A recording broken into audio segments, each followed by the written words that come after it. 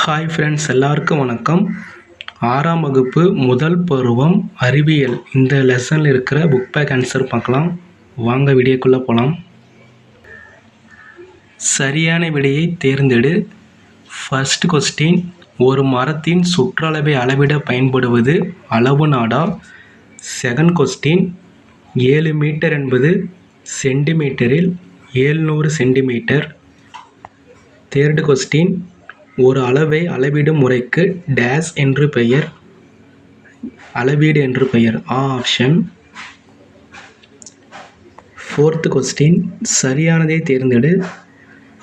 Kilometre, metre, centimetre, metre. Option இ.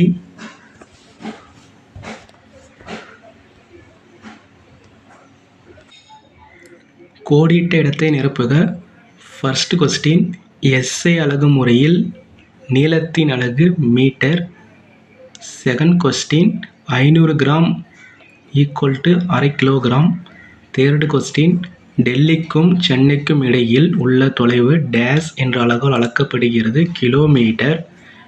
Fourth question, ஒரு metre equal to 100 centimetre. 100 centimetre சேர்ந்தால் தான் ஒரு metre. Fifth question, 5 kilometre equal to 5000 metre. பொறுத்துக. முன்கையின் நீளம் முலாம். செகண்ட் கொஸ்டின், நீளத்தின் எஸ்ஐ அலகு metre. Third question, nano 10⁻⁻9. Fourth question, காலத்தின் எஸ்ஐ அலகு வினாடி. Fifth question, kilo 10⁻+3. அட்டவணையை நிரப்புக. கன அளவு மீட்டர் கியூப், நிறை கிலோகிராம், சுண்டு விரலின் நீளம் சென்டிமீட்டர், 1000 மீட்டர் ஒரு கிலோமீட்டர். நெக்ஸ்ட் லெசன் 2, விசையும் இயக்கமும். சரியான விடையை தேர்ந்தெடு. ஃபர்ஸ்ட் கொஸ்டின், வேகத்தின் அலகு மீட்டர் பை வினாடி.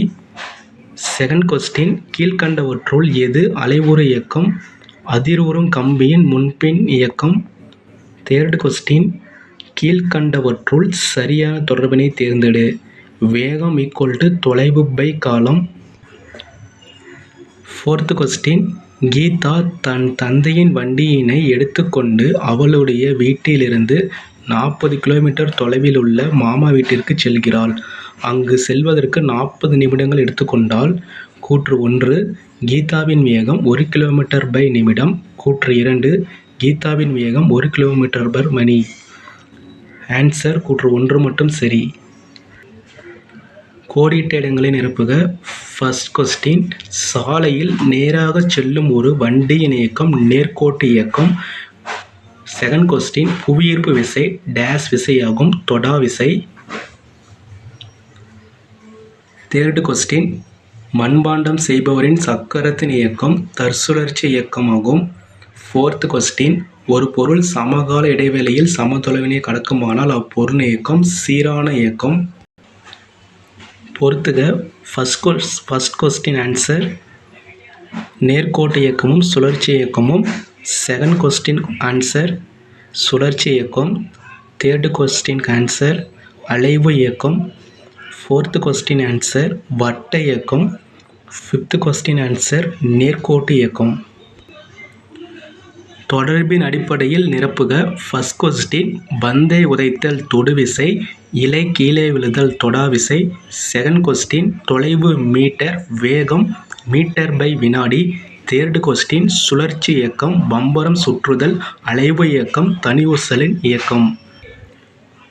ஒரு வார்த்தையில் விடை எழுதுக.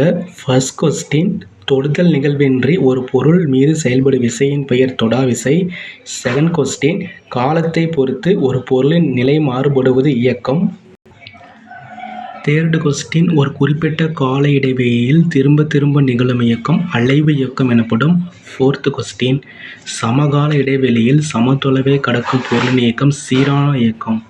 ஃபிஃப்த் கொஸ்டின், நுணுக்கமான அல்லது கடினமான வேலைகளை செய்யுமாறு கணினி நிரல்களால் வடிவமைக்கப்பட்ட இயந்திரம் ரோபோட்டுகள்.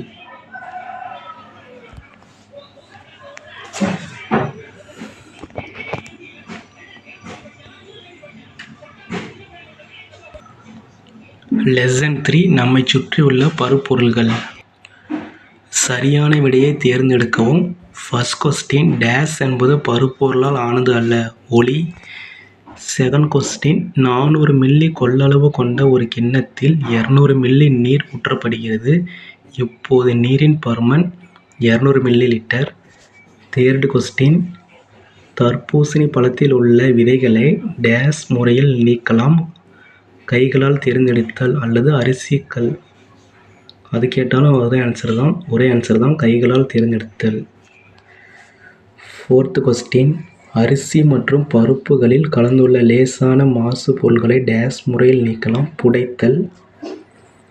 ஃபிஃப்த் கொஸ்டின் தூற்றுதல் என்ற செயலை நிகழ்த்த பின்வருவனவற்றுள் டேஸ் அவசியம் தேவைப்படுகிறது, காற்று. சிக்ஸ்த் கொஸ்டின் டேஸ் வகையான கலவையினை வடிகட்டுதல் முறையினால் பிரித்தெடுக்கலாம். திடப்பொருள் நீர்மம் அல்லது திரவம் ரெண்டும் ஒன்று தான். திடப்பொருள் நீர்மம், இதுதான் ஆன்சர்.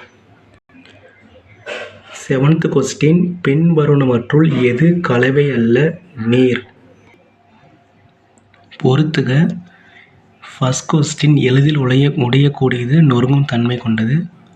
ஆன்சர் பானை, மண்பானை. செகண்ட் கொஸ்டின் எளிதில் வளையக்கூடியது, நெகிழி ஒயர். எளிதில் இழுக்கலாம். தேர்டு கொஸ்டின் எளிதில் இழுக்கலாம், ரப்பர் வளையம். ஃபோர்த்து கொஸ்டின் எளிதில் அழுத்தலாம், பருத்தி கம்பளி. ஃபிஃப்த் கொஸ்டின் எளிதில் வெப்பமடையும் உலோகத்தட்டு. ஃபர்ஸ்ட் கொஸ்டின் கண்களால் பார்க்கக்கூடிய தேவையற்ற பகுதி பொருட்களை நீக்குதல், அரிசி மற்றும் கல். 2 ஆன்சர் இருக்குது இந்த கொஸ்டினுக்கு. இன்னொரு ஆன்சர் பாருங்கள், கைகளால் தேர்வு செய்தல். செகண்ட் கொஸ்டின் லேசான மற்றும் கனமான பகுதி பொருட்களை பிரித்தெடுத்தல், உமி மற்றும் நெல். இந்த பாக்ஸில் பாருங்கள், தூற்றுதல். ரெண்டுமே ஒரே ஆன்சர், ஒரே கேள்விக்கு ஆன்சர் தான். தேர்டு கொஸ்டின் கரையாத மாசு பொருட்களை நீக்குதல், சுண்ணாம்பு கட்டி நீருடன் கலந்திருத்தல், வடிகட்டுதல். ஃபோர்த்து கொஸ்டின் காந்தத்தன்மை கொண்ட பகுதி பொருளை காந்தத்தன்மையற்ற பகுதி பொருட்களிலிருந்து பிரித்தல், இரும்பு சார்ந்த மாசுக்கள், காந்த பிரிப்பு முறை. ஃபிஃப்த் கொஸ்டின் நீர்மங்களிலிருந்து திண்மங்களை பிரித்தெடுத்தல், மணல் மற்றும் நீர், தெளிய வைத்து இருத்தல். கோடிட்ட இடங்களை நிரப்புக. ஃபர்ஸ்ட் கொஸ்டின் பருப்பொருள் என்பது டேஸால் ஆனவை, அணுக்களால் ஆனவை. செகண்ட் கொஸ்டின் திண்மத்தில் துகள்களுக்கு இடையே உள்ள இடைவெளி நீர்மம் மற்றும் வாயுவை விட குறைவு. தேர்டு கொஸ்டின் நெல் தாவரத்தில் இருந்து தானியங்களை டேஸ் முறையில் பிரித்தெடுக்கலாம், கதிரடித்தல். ஃபோர்த்து கொஸ்டின் உப்புமாவில் இருந்து டேஸ் முறையில் மிளகாயினை நீக்கலாம், கைகளால் தெரிந்தெடுத்தல். ஃபிஃப்த் கொஸ்டின் நீரில் இருந்து களிமண் துகள்களை நீக்க டேஸ் முறை பயன்படுத்தப்படுகிறது, படிய வைத்தல் அல்லது தெளிய வைத்தல் முறை பயன்படுத்தப்படுகிறது. சிக்ஸ்த் கொஸ்டின் ஊசி, பென்சில் மற்றும் ரப்பர் வளையம் இவற்றில் டேஸ் காந்தத்தால் கவரப்படும், ஊசி. செவன்த் கொஸ்டின் குழாய் கிணறுகளில் இருந்து பெறப்படும் நீர் பொதுவாக டேஸ் நீராக அமையும், தூய்மை இல்லாத நீராக அமையும். நெக்ஸ்ட் லெசன் 4 தாவரங்கள் வாழும் உலகம். சரியான விடையை தேர்ந்தெடுத்து எழுதுக. ஃபர்ஸ்ட் கொஸ்டின் குளம் டேஸ் வாழிடத்திற்கு உதாரணம், நன்னீர் வாழிடம். செகண்ட் கொஸ்டின் இலைத்துளையின் முக்கிய வேலை நீராவி போக்கு. தேர்டு கொஸ்டின் நீரை உறிஞ்சும் பகுதி டேஸ் ஆகும், வேர். ஃபோர்த்து கொஸ்டின் நீர்வாழ் தாவரங்களின் வாழிடம் நீர் அல்லது ஆகாய தாமரை வாழிடம் கேட்டாலும் நீர் தான், நீர்வாழ் தாவரங்களின் வாழிடம் கேட்டாலும் நீர் தான்.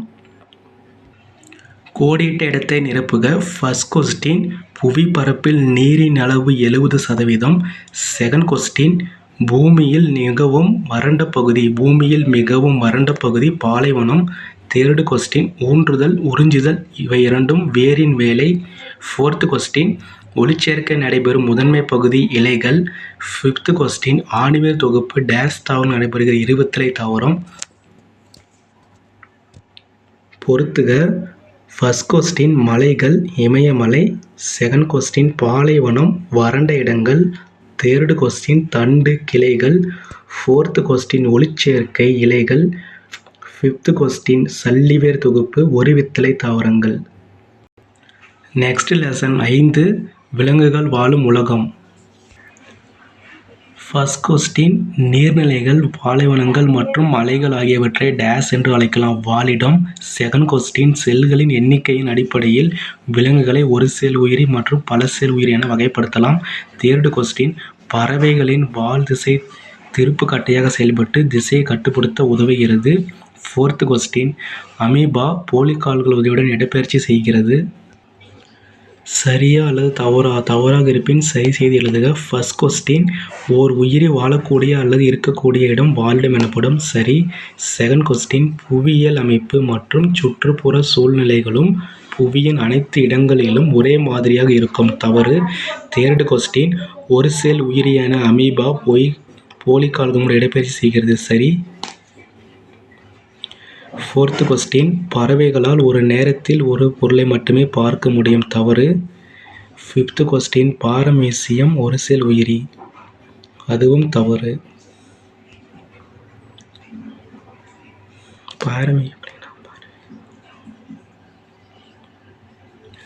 சரி.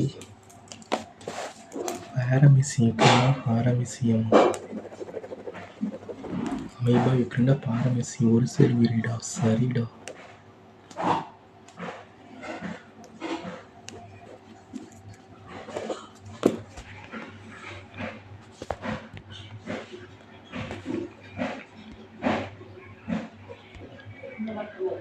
ஃபிஃப்த் கொஸ்டின் பாரமீசியம் ஒரு செல் உயிரி தான், பல செல் உயிரி. தவறு.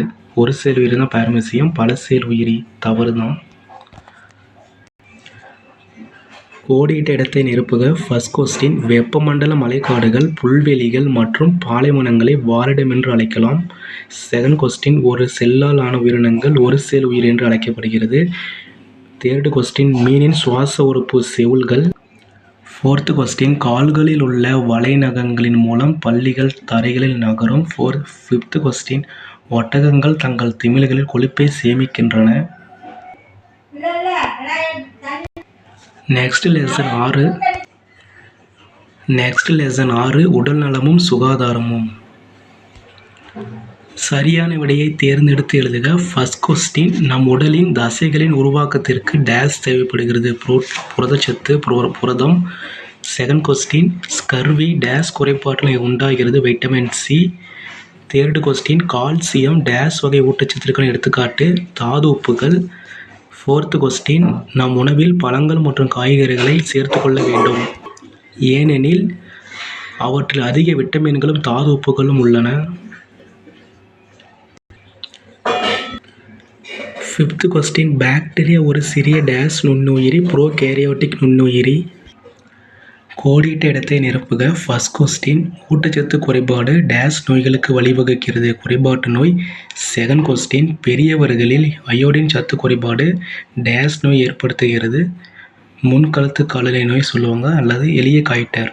தேர்டு கொஸ்டின் விட்டமின் டி குறைபாடு டேஸ் நோய் ஏற்படுத்துகிறது. ரிக்கெட்ஸ். ஃபோர்த் கொஸ்டின் டைஃபாய்டு நோய் டேஸ் மற்றும் நீர் மாசுறுதல் ஏற்படுகிறது. டைஃபாய்டு நோய் உணவு மற்றும் நீர் மாசுறுதலால் பரவுகிறது. ஃபிஃப்த் கொஸ்டின் குளிர்காய்ச்சல் இன்ஃப்ளூயன்ஸா எந்த நுண்ணுயிரியால் ஏற்படுகிறது? வைரஸ் நுண்ணுயிரியால் ஏற்படுகிறது. ஃபர்ஸ்ட் கொஸ்டின் அரிசி கார்போஹைட்ரேட், பருப்பு வகைகள் புரதம். Second question vitamin D rickets, vitamin C scurvy. Third question iodine முன்கழுத்து கழலை நோய், இரும்பு இரத்தச்சோகை. ஃபோர்த் கொஸ்டின் காலரா பாக்டீரியா, சின்னம்மை வைரஸ். பொறுத்துக. ஃபர்ஸ்ட் கொஸ்டின் விட்டமின் ஏ மாலைக்கண் நோய், vitamin B beriberi. Third question vitamin C scurvy. Fourth question vitamin D rickets. Fifth question vitamin E மலட்டுத்தன்மை. 6ஆம் வகுப்பு முதல் பருவம் அறிவியல் லெசன்லேருந்து 6 டாபிக் பார்த்துட்டோம். SI exam, PC exam, SI exam, PC exam, TNPC exam இவங்களுக்குலாம் இந்த வீடியோ யூஸ்ஃபுல்லாக இருக்கும்னு நினைக்கிறேன். என்னால் பண்ணி சப்போர்ட் உங்களுக்கு கண்டிப்பாக பண்ணுவேன். நீங்கள் நான் போகிற வீடியோ உங்களுக்கு பிடிச்சிருந்தால் லைக் பண்ணுங்கள், ஷேர் பண்ணுங்கள், சப்ஸ்கிரைப் பண்ணுங்கள். டெய்லியும் ஜிகே கொஸ்டின்ஸு, இம்பார்ட்டன்ட் கொஸ்டின்ஸ்லாம் அப்லோட் பண்ணிகிட்ருக்கேன். நம்ம சேனலை மறக்காமல் சப்ஸ்கிரைப் பண்ணிக்கோங்க. இன்னும் உங்களுக்கு இம்பார்ட்டன்ட் ஸ்டடீஸ் நிறைய கண்டிப்பாக என்னால் முடிஞ்சதை கொடுப்பேன். நெக்ஸ்ட் வீடியோவில் பார்க்கலாம். தேங்க்ஸ் ஃபார் வாட்சிங்.